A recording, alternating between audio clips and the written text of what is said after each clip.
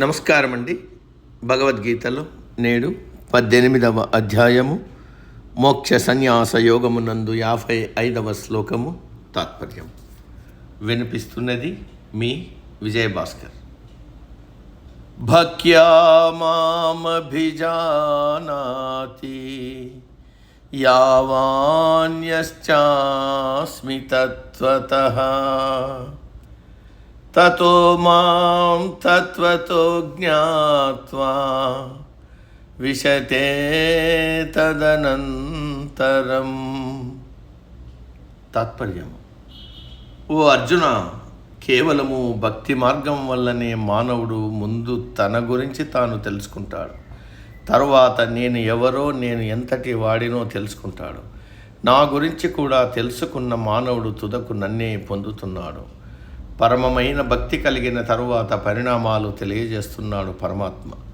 భక్తి యోగంలో సిద్ధి పొందిన తరువాత మానవుడు తానెవరో ముందు తెలుసుకుంటాడు. తరువాత పరమాత్మ ఎవరో, ఆయన తత్వం ఏమిటో, ఆయన ఎంతటి వాడో, ఎటువంటి వాడో మొదలు విషయాలు తెలుస్తాయి.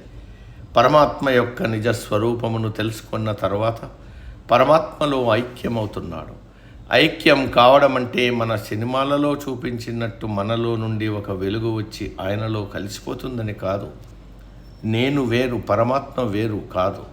నేను పరమాత్మ ఒకటే అనే బుద్ధి కలిగి ఉంటాడు. అహం బ్రహ్మస్మి, నేను బ్రహ్మనై ఉన్నాను అనే నిజాన్ని తెలుసుకుంటాడు.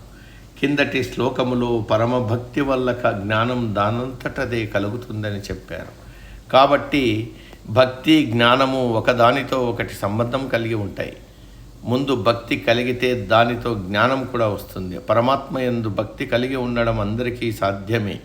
కాబట్టి పరమాత్మ గీతలో భక్తి యోగానికి ఎక్కువ ప్రాధాన్యత ఇచ్చాడు.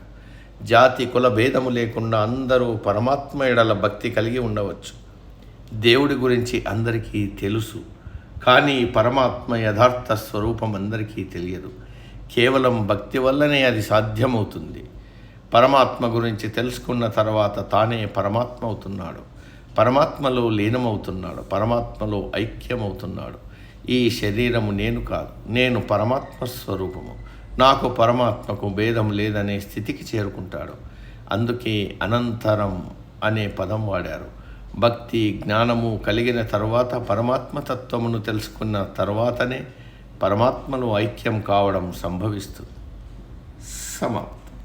తదుపరి శ్లోకం రేపటి రోజు. సర్వే జన సుఖినో భవంతు. అందరూ బాగుండాలి, అందులో మనం ఉండాలి.